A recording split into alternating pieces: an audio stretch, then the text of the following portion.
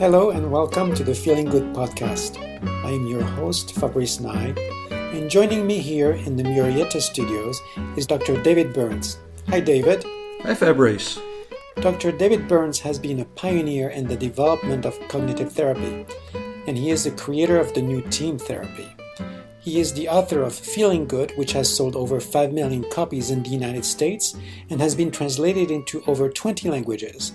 He is an emeritus adjunct clinical professor of psychiatry at the Stanford University School of Medicine.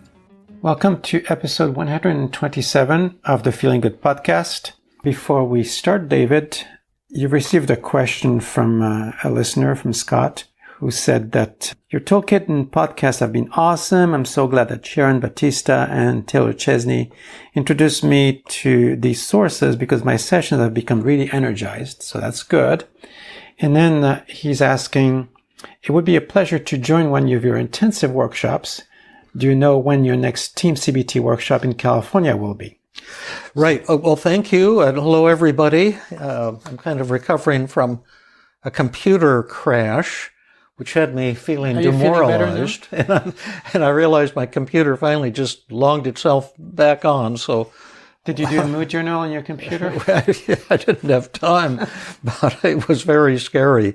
Because as you remember, it's like PTSD. About 2 years ago, I had like 3 or 4 months of computer hell until Dell finally completely replaced my computer. I was on the phone with them 3 hours a day every day for months and months. And boy, it was a nightmare. But we're up and running now, and there are a lot of upcoming workshops for you, 3 in particular. And to make a long story short, I'll give you the dates and topics, but go to my website, www.feelinggood.com, and then go to the workshop tab, and you'll find the links to all of my upcoming workshops. Yeah, and that's always true. You know, if people want to know if there's going to be a workshop coming up. Right. Now, I'll tell you the intensives in a minute, but before that, there's a great one-day workshop coming up on May 19th, Sunday, 2019 in Palo Alto, and you can also join it online if you want. It's Team CBT for Anxiety Disorders, step-by-step training for therapists. And I'm going to be co-presenting with Jill Levitt, and Jill is just a fantastic teacher. I think you're a good teacher when your students are better than you are, and that's certainly the case here. I love teaching. I think I'm a pretty good teacher, but Jill is just fantastic. And when we work together, it's just like, it's dynamic, and it's just really fun. That's May 19th. Now you can join online. You get the link on my website, feelinggood.com, or you can come in person. Now, our last one in February on habits and addictions, the same one-day deal. You can come in person. It sold out so fast, so most people had to join online. But this one, there's probably still slots available. And the neat thing, if you want to come in person in Palo Alto, you get fabulous free food, fabulous free lunch. You get to hang out with really cool people. It's a small venue, and it's a lot of fun to come in person. But there will be many trainers for the online people as well. So you get exactly the same experience if you're in India or wherever you are, France, Germany. We'll have trainers there to supervise your online practices. Okay. And then the 2 summer intensives, 2 4-day very similar intensives. One will be July 15 to 18, 2019 in Calgary. That's July 15 through 18, and that's sponsored by Jack Harose and Associates, someone I've worked with for years up in Canada, and he's fantastic. He puts on a great program. And then this summer, the South San Francisco one, and that's July 29th to August 1st, 2019. The South San Francisco 4-day intensive, it's sponsored now by Praxis, who are kind of taking over for my previous sponsor, IAHB. And they seem like really neat folks. Oh, good. And so hope you can join one of those intensives, because they're just about always the best training of the year. And that intensive is really a great event, Yeah, and particularly because we've got all of these trainers there helping out from my Tuesday group. We'll probably have at least 10 people, so it's the same deal. When you do your small group exercises, so I'll be there and others will be there. The room is sprinkled with those people who've been studying team for a long time, and I don't know if they still do it this way, but you've got those round tables. A dozen people around them, and at least one of those is one of those teachers. So you get immediate positive and negative feedback. So it's not just an intellectual workshop. You actually get training and feedback, and then you can work on your own personal issues too. That's really the best part. Yeah, great. Okay, without further ado, let's talk about our topic today. And this is something that's quite topical, as the case happens to be. Last episode was about the advanced secrets of effective communication. We went beyond the 5 secrets, which, to remind our listeners, are the disarming technique, the empathy, thought and feeling empathy, inquiry, stroking, and I feel statements. That's always the one I forget. But we talked last time about changing the focus, multiple choice empathy, and positive reframing. And positive reframing, yes, the communication aspect of it. So how can we use this when we find ourselves, like people probably did over the holidays, with family members, people that we care about, but who may not have the same political opinions as we do, and how to stay connected with them, how to not erect a barrier between us and them. Yeah, and I think it's particularly intense because the political divisiveness is worse than it's been probably since the Civil War, with people just hating people on the opposite side of the political divide, and when you find yourself interacting with a loved one who's on the opposite side of the political divide, it can be extremely difficult. And I've had that experience personally because I have close family members who are on the opposite side of the political divide to myself, and I'm sure most of the listeners probably have friends or colleagues or family members, and it makes no difference if you're on the pro-Trump or the anti-Trump side. It's the same feelings of frustration and exasperation and bad feelings develop between people. It's easier for me since my family is all French. They don't really care, but besides, they always disagree with me. Yeah, but it's the same thing I see on TV with Macron, and the same antagonisms are sweeping the world. Yeah.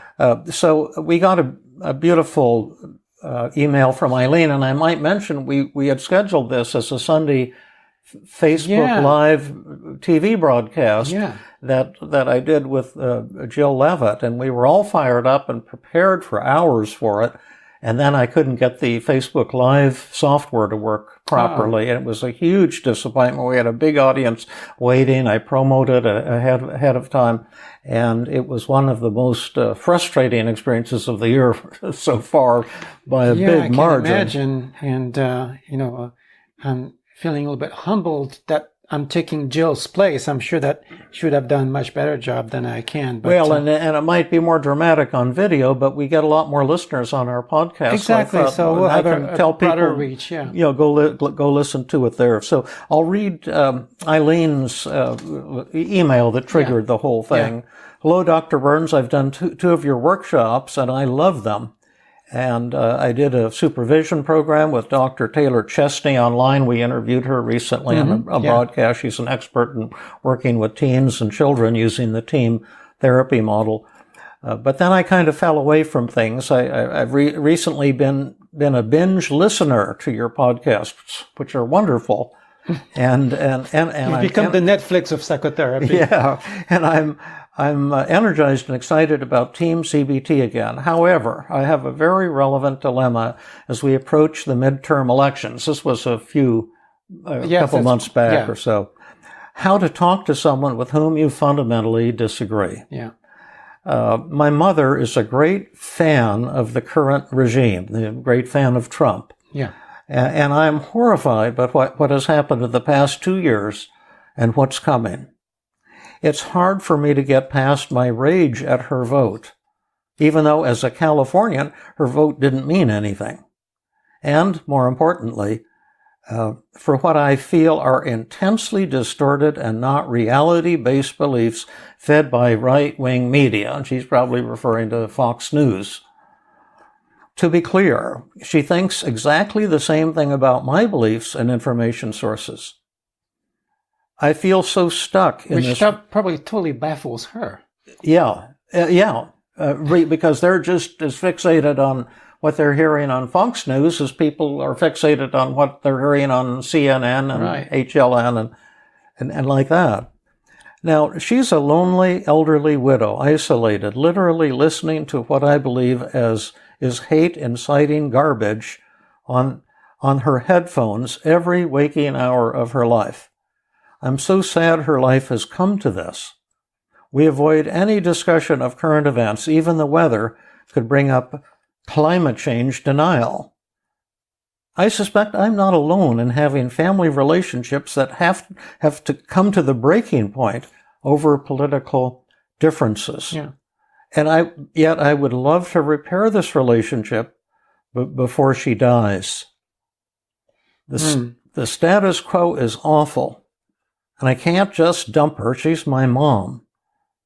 But I'm struggling with the death of the ego part from our podcast. Yeah. Because I believe she is so fundamentally wrong in her politics and is absolutely blind and brainwashed as to their consequences.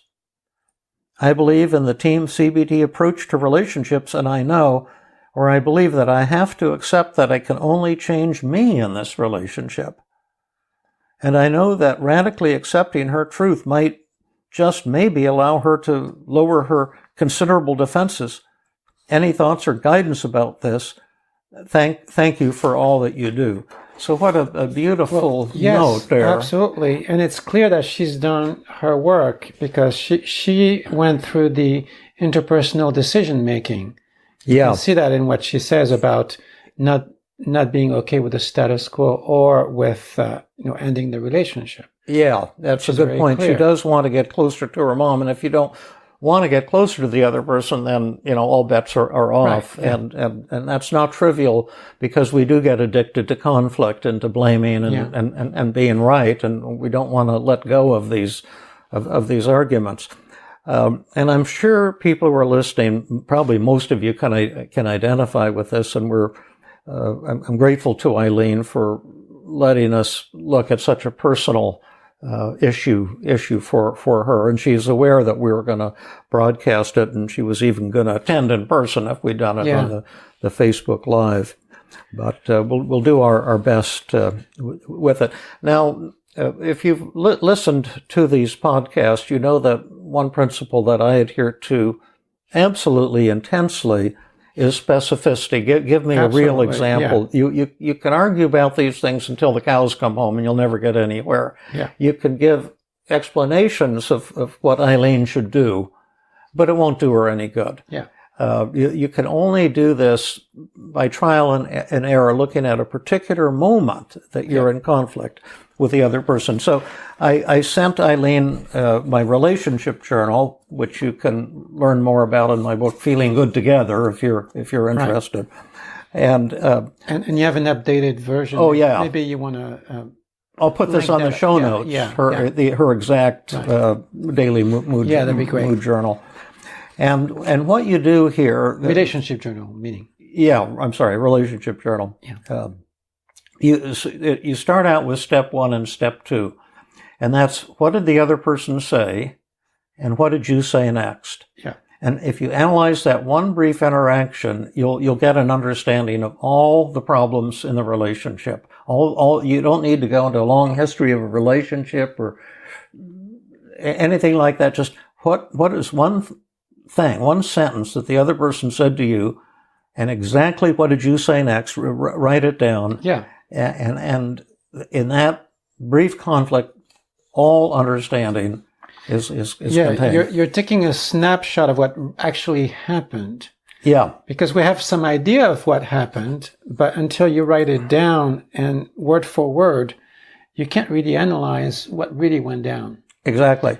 So the other part is also to write down what you were feeling what the other person was feeling. Yes, right. So step one is, what did your mom say, and how do you think she was feeling? Mm-hmm. Step two, what did you say, and what were your feelings? And you can just circle them here on the relationship journal. Makes it real easy. So Mom said this to me. And the mom was talking about a conflict with Eileen's sister.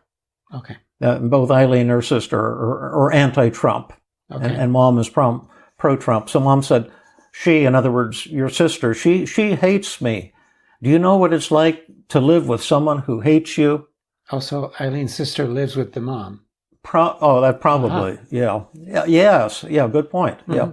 And then here's what Eileen said next. Mom, I don't think she hates you, but I do think, and I share this feeling, that she hates what you believe in, who you voted for, and what it means for our country. And I know that you feel exactly the same way about my sister and I, and what we believe in. And we'll never convince each other, so there's no point. Now, here are the feelings that Eileen circled for her mother and for herself. Yeah. And by the way, for the untrained ear, this may sound like a fairly decent response. Yeah, that's what most of us would say. She didn't start arguing about, oh, no, you're wrong. So, she just tried to explain how things were, and Exactly. That's why it's such a good example. Yeah. And also she's a trained mental health professional. Even more, yeah. And she's still, as we'll see in a minute, missing it by a mile. Yeah. So now what are the emotions that you think your mother was having? Her mother said, she hates me. Do you know what it's like to live with someone who hates you? And so she thinks her mother was feeling sad, depressed, down, and unhappy. Also anxious, worried, and frightened. And also ashamed. And then inferior, worthless, inadequate, defective, and incompetent. And then lonely, unloved, unwanted, rejected, alone, abandoned.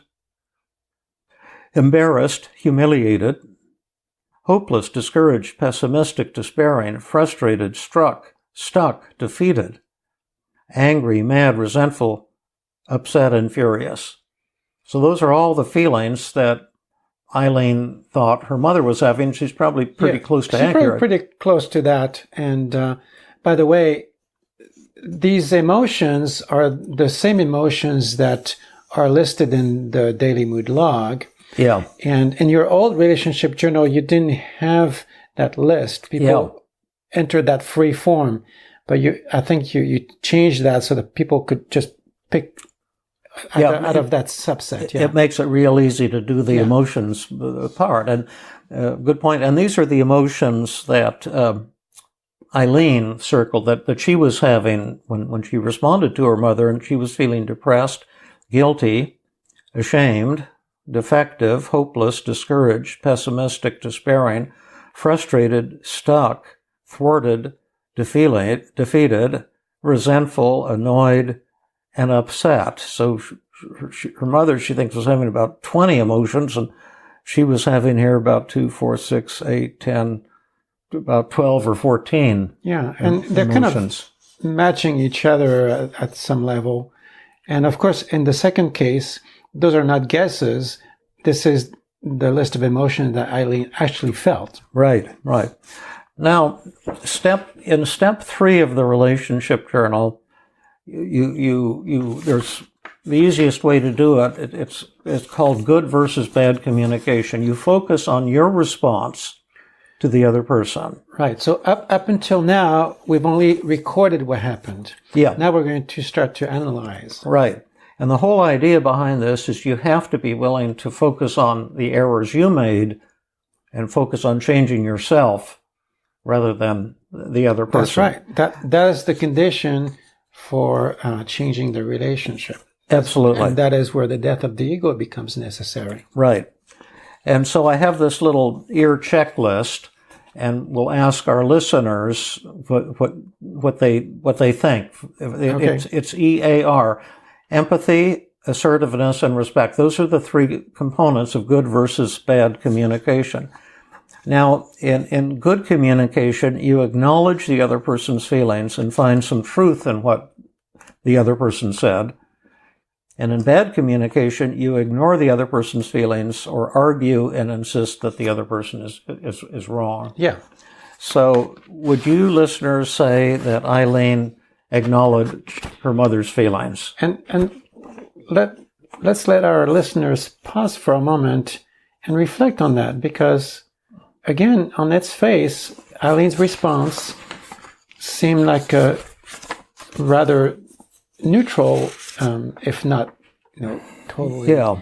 Mom, I don't think she hates you, but I do think, and I share this feeling, that she hates what you believe in, who you voted for, and what it means for our country. And I know that you feel exactly the same way about my sister and I, and what we believe in, and we'll never convince each other, so there's no point. Mm-hmm. So, in fact, you can, if you're listening, if you have a piece of paper, put down EAR, and then after each one put good or bad. Right. So put down good or bad for empathy. We'll reveal the answer in a minute. But now assertiveness is in good communication.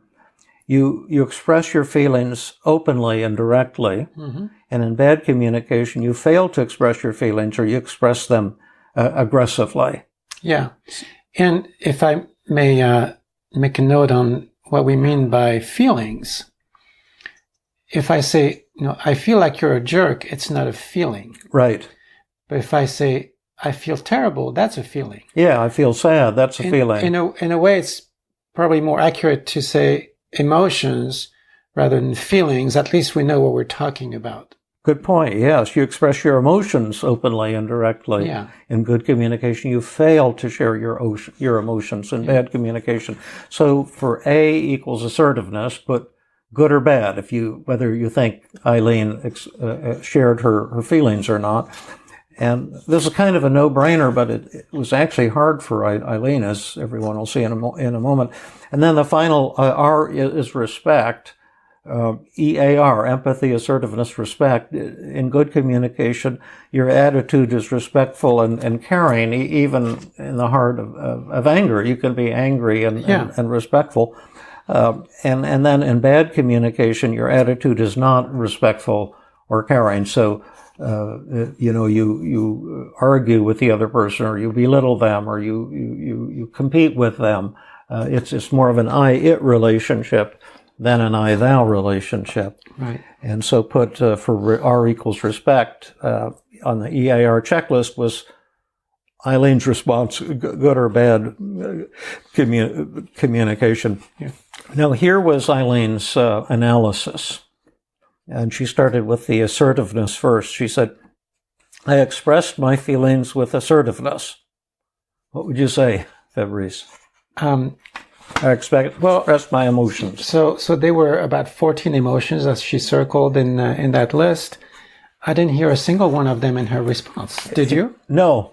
She and that's why the 5 secrets is much harder than it seems. Yeah. Because you think you're doing something that you're not doing, or you're not doing something that you think you are doing. Yeah. And she absolutely didn't. Did she acknowledge her mother's feelings? Again, empathy. I didn't hear her reflect back to her mother that no, she must be feeling quite depressed and lonely and frustrated. So I would say it doesn't sound like it to me. No, not at all. She circled more than 20 emotions her mother was having, and she didn't acknowledge a single one of them. And this she did figure out. She says, I didn't take any opportunity of expressing empathy for how terrible she must be feeling. So she got a good point there. She got that. Yeah. I mean, it was bad communication, but at least she saw it. Yeah.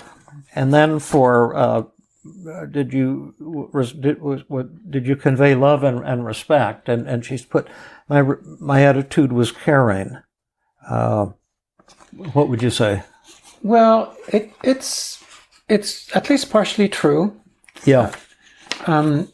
Except for the fact that she did contradict her mother at the start of her response.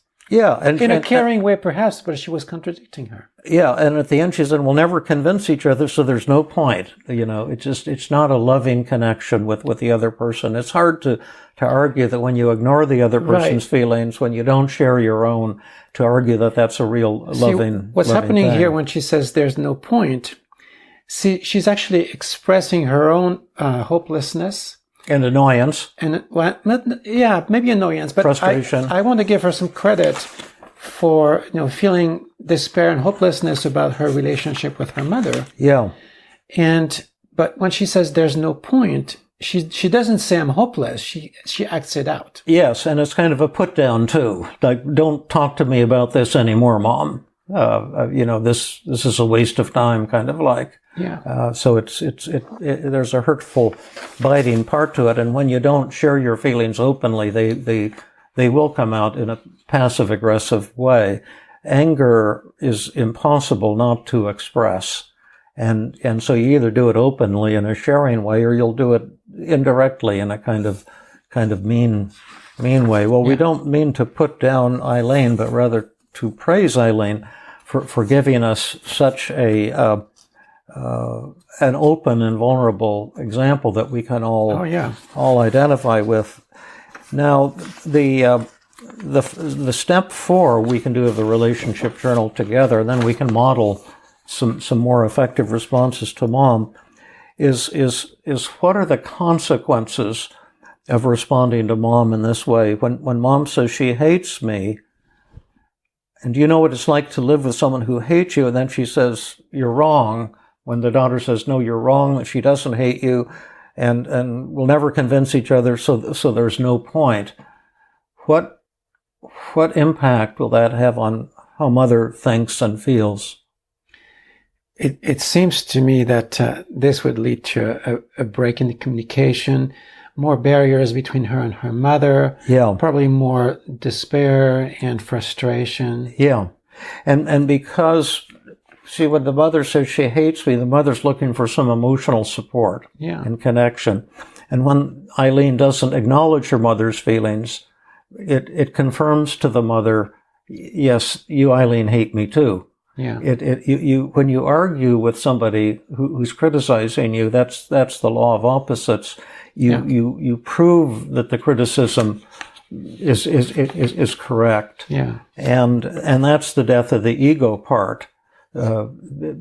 Because it's painful for us to see when we failed someone we care about. Yeah. And we want to deny it, and we want to say it isn't true, whereas to acknowledge the truth in what someone is saying, and to show humility and openness and acknowledge their feelings, and sharing your own is where you get a chance to convey love.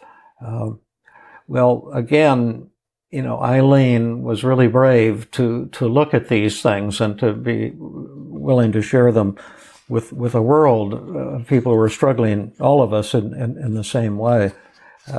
Should we try to model some good 5 secrets? Let's try. All right. So you want me to be Mom, and and we'll do role reversals back and forth and see if we can. Sure. Let's give that one shot, and after that we'll probably take it apart to explain to the listeners what we did. Okay. So I'm Mom, and your sister hates me. Do you know what it's like to live with someone who hates you? Oh gosh, Mom. I hear that, living with my sister when you have this constant opposition must feel terrible to you, and I imagine you must be feeling kind of sad and lonely. I feel kind of bad about this, because I'm pretty sure that you feel a little bit that way about me too, even though we don't live together. And I feel really embarrassed about saying this, but I really cherish our relationship, and I'm a little bit saddened by the fact that we have this break in our relationship. I so wish that things were harmonious between us. And I'm somehow hoping that you're wishing for the same thing too. I'd love to hear what your thoughts are about this. I thought that was excellent. Do you want a grade and any feedback? Sure. What grade did you give yourself? I think that would be pretty close to an A. Of course, with your keen observer eye, you must have... and vice versa when I have to do some things that I forgot.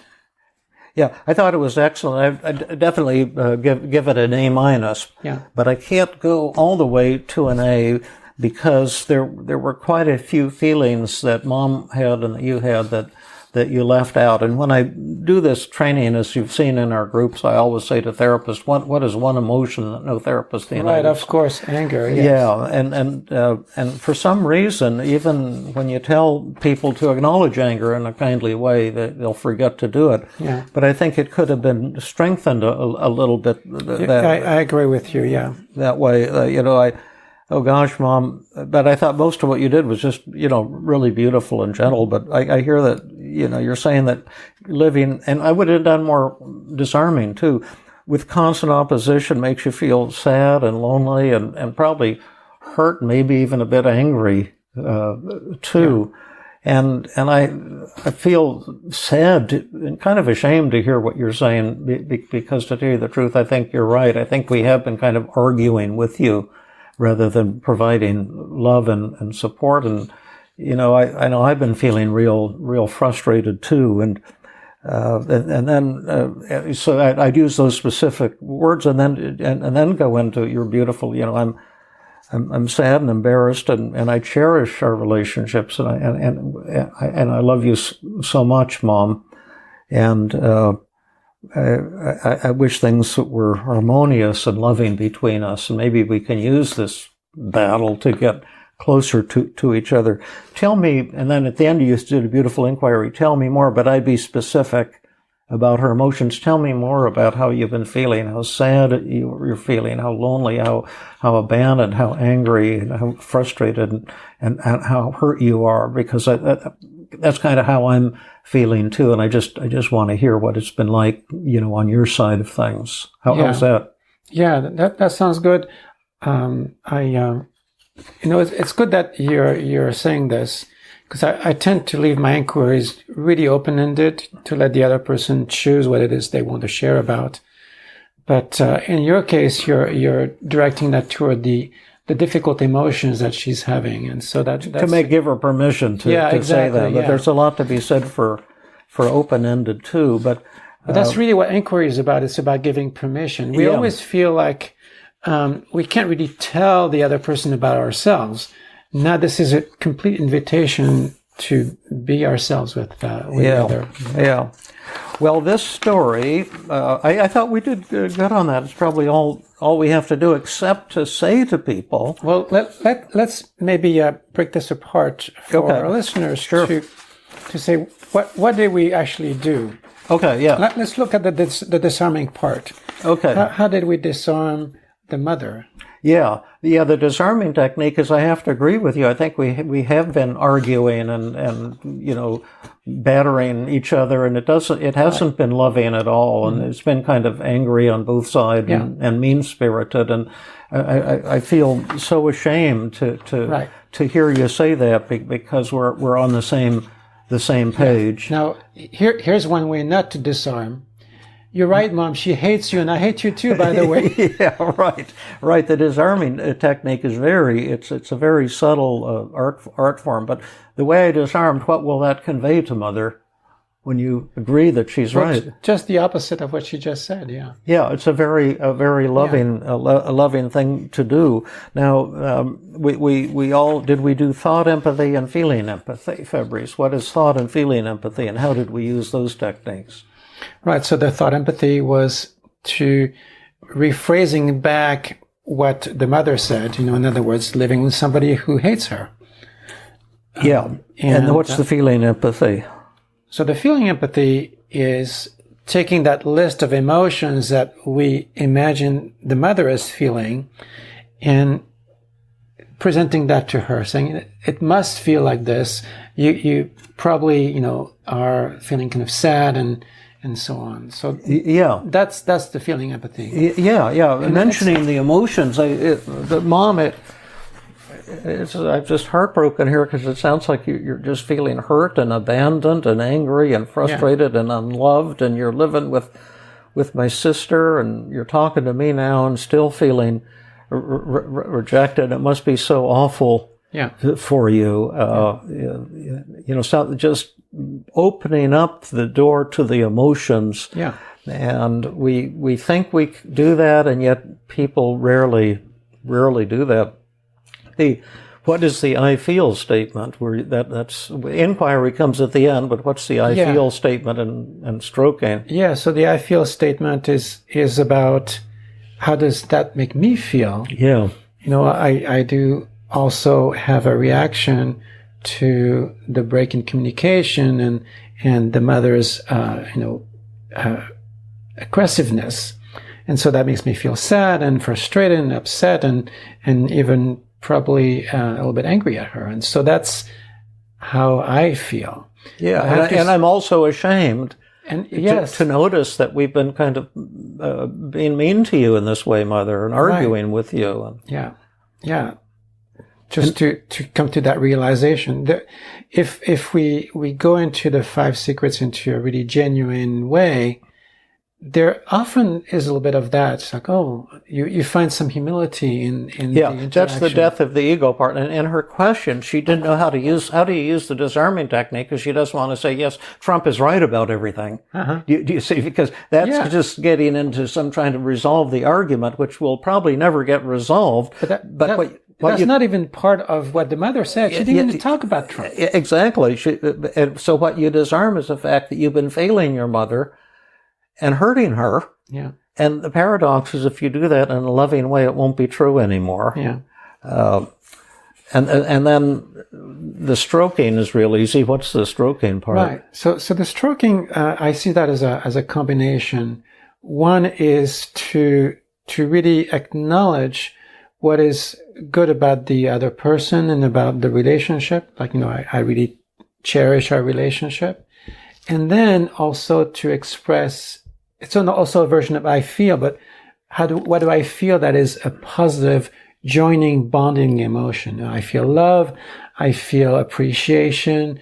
I feel joy when I'm with you. So that's also part of stroking. Yeah. I've always loved you so much, Mother, and I love you even more now.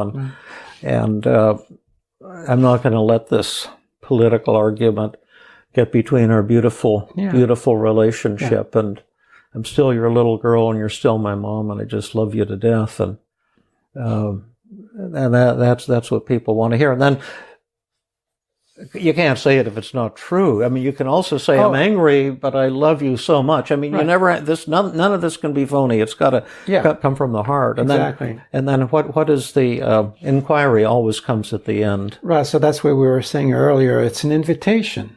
Yeah. It's essentially the intention is to give the other permission to say whatever it is they have to say. Yeah. To let them know that there's nothing they can say that you can't take. Yeah. And go ahead and tell me how hurt and angry you've been, and how lonely, and what it's been like for you, and what are the things I've said or done that have hurt your feelings, and what my sisters hurt your feelings. I'm just ready to hear it now. And then the paradox is that once you've connected on that emotional level, the so-called real problem, suddenly it loses its power and often doesn't need a solution. Now, you've mentioned once in the car a week or two ago that sometimes real problems do need real solutions. Everything can't be done through the 5 secrets, but most of the time when you've got family conflicts with loved ones and friends and dear colleagues, it's if you do the 5 secrets well, the so-called real problem has a way of kind of solving itself. So that's our thing. Now, one more thing we did on the show with Jill that Jill brought up and I thought was helpful is, suppose you have a friend who's grilling you, or a family member who's grilling you, and do you want to be the griller or the grillee? I'll be the grilly. Okay, I'll be the griller. Let's say we're on the opposite side of the political. You want me to be a pro-Trumper or an anti-Trumper? And I don't mean to bring Trump in, but that's really, that's what's going on now. That's what's going on now. Apologies to those who would rather hear we're not some other target. But we're not trying to target Trump or anti-Trumpers or pro-Trumpers. We're just trying to talk about how to communicate with people you love. Pro-Trumper, griller. Yeah, because there is a crisis on the southern border, and all this CNN. It's just a bunch of conspiracy, and they're against Trump because we finally got someone in there who's going to clean out the swamp. And if you just turn on Fox News, you'd hear the truth instead of all this fake news that's coming out of CNA and this fake witch hunt Mueller investigation that everyone knows, and you know very well that there was no collusion with Russia, and it's just an all attempt of the Democrats to get revenge because they lost to a better man. Better man than Hillary. Well, my God, David, I hear what you say, and I'm kind of feeling a little bit overwhelmed right now. It sounds like we're kind of like at odds with each other. Did you notice that? Or was it just me? Okay, great. What grade do you give yourself on that? Well, what I'm trying to do here is changing the focus. Exactly. Away from the argument itself and talk about the feelings we're having for each other. Yeah, exactly. So, I don't know if, I did that as well as Jill would have done it, but no one can do it as well as Jill would do it. I gave it I thought it was a B plus, A minus. I'm not entirely sure. You help me to try to edit it a little bit? Yes, it was mainly really good. Yeah. I might, and again, I may not even get a B plus, but I might say something like, gee, David, I'm just feeling really overwhelmed and pressured right now, and you're really a dear friend, and I just love you to death, and we're on the opposite sides of this political divide, that's for sure, and I'm sure there's probably a lot of truth and deception going on both sides, but just right now I'm just feeling like kind of backed against the wall. And it's uncomfortable for me. And tell me how you're feeling too. Maybe you're noticing the tension here, and tell me what it's like for you, and maybe what I've been doing or saying that's kind of pushing your buttons the wrong way. Yeah. How was that? That sounded pretty good. I would, give that an A for sure. It sounded like, you merged this changing the focus with some of the 5 secrets, such as disarming and stroking and I feel and little feeling empathy, and then the idea is to move away from the conflict and to get into the river of emotion that's going on underneath the argument, and also to do it in a way that the other person won't feel contradicted or put down or have to lose face, and to show, caring and respect for the other person. Yeah. Well, that's about it for today's. Yeah, I'd love to hear back from our listeners. See if anyone really tried to get into that space with some of their friends or family members who do not share their political convictions. Yeah. I think that the 5 secrets and then the 3 advanced secrets we did in the last podcast are extraordinarily sophisticated, powerful tools that require a lot of training and work to learn to use effectively, but they can be life-changing. But sometimes highly sophisticated things come down to simplistic notions that people have been singing about and teaching about for centuries. And I'm just thinking back to the Beatles song that was so popular, All We Need Is Love, and it sounds so corny to say that. It's just so trite and stupid, really. But it's really what we're talking about, is to move to loving relationships away from battering each other. Yeah. But that means giving something up, giving up the joy of the battle, the joy of having an enemy, the joys of trying to feel morally superior. And that's where the death of the ego is, because we want to be right. And I've often said the truth is a club we use to beat each other's skulls in. And that's what's going on these days in the United States. A lot of people on the right beating the people on the people on the left beating the people on the right, everyone using their truth as a weapon. And we're suggesting moving in a radically different direction if you want to get close to that other person. Yeah.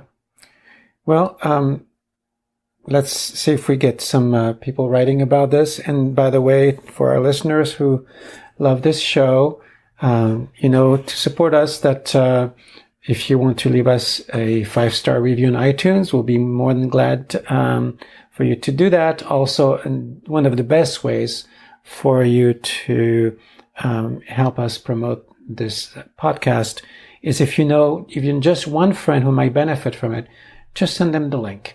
Yeah, and it could be a therapist or someone who's having mental health issues or just a general public person. We appreciate it. Or we're trying to grow our audience. We're not experts in all this social marketing that some people seem so powerfully effective at, but we're slowly growing, and we're trying to do it by offering a good product. And as of today, it looks like we're going to go well into the mid 60,000 podcasts this month, and that's because some of you have been helping us and spreading the word about the show, and we hope you'll keep doing it, and we love you for doing it. Yeah, absolutely.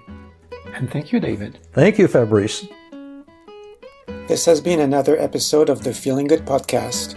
For more information, visit Dr. Burns' website at feelinggood.com, where you will find the show notes for this podcast under the blog page, and where you can leave your comments and questions.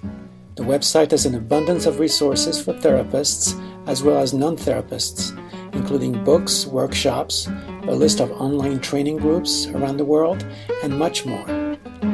Theme music is Gypsy Jazz in Paris, 1935, composed and performed by Brett Van Donsel.